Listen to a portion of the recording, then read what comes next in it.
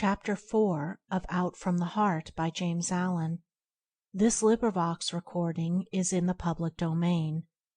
Recording by Andrea Fiore. Chapter 4 Doing and Knowing. Let a man realize that his life, in its totality, proceeds from his mind.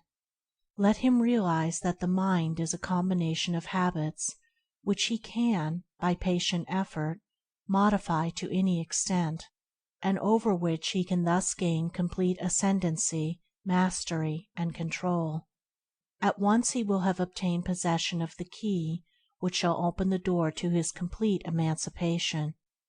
But freedom from the ills of life, which are the ills of one's mind, is a matter of steady growth from within, and not a sudden acquisition from without.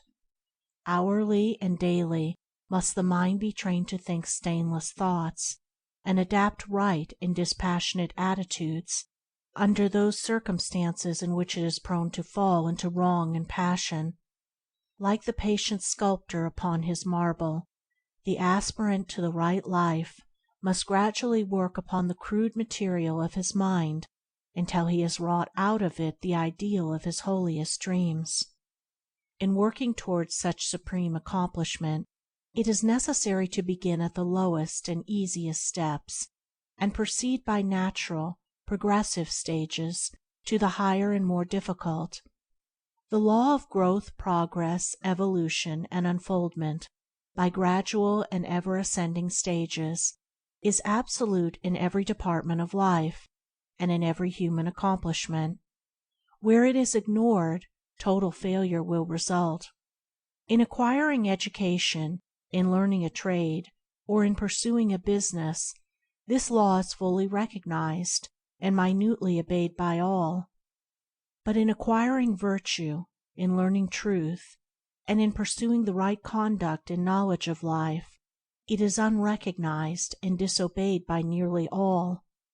Hence virtue, truth, and the perfect life remain unpracticed, unacquired, and unknown.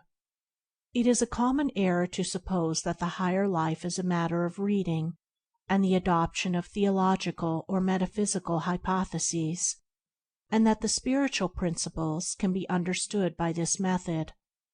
The higher life is higher living, in thought, word, and deed, and the knowledge of those spiritual principles, which are immanent in man and in the universe, can only be acquired after long discipline in the pursuit and practice of virtue. The lesser must be thoroughly grasped and understood before the greater can be known. Practice always precedes real knowledge. The schoolmaster never attempts to teach his pupils the abstract principles of mathematics at the start. He knows that such a method of teaching would be in vain and learning impossible. He first places before them a simple sum, and having explained it, leaves them to do it. When after repeated failures and ever renewed effort they have succeeded in doing it correctly, a more difficult task is set before them, and then another and another. It is not until the pupils have, through many years of diligent application, mastered all the lessons in arithmetic, that he attempts to unfold to them the underlying mathematical principles. In learning a trade, say that of a mechanic, a boy is not at first taught the principles of mechanics, but a simple tool is put in his hand, and he is told how to rightly use it. He is then left to do it by effort and practice. As he succeeds in plying his tools correctly, more and more difficult tasks are set before him, until after years of successful practice he is prepared to study and grasp the principles of mechanics. In a properly governed household, the child is first taught to be obedient, and to conduct himself properly under all circumstances.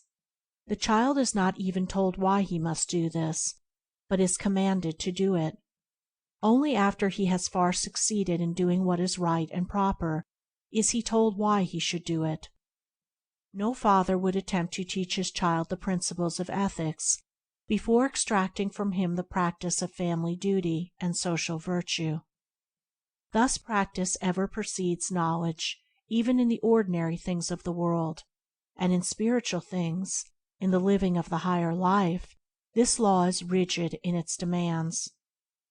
Virtue can only be known by doing, and the knowledge of truth can only be arrived at by perfecting oneself in the practice of virtue.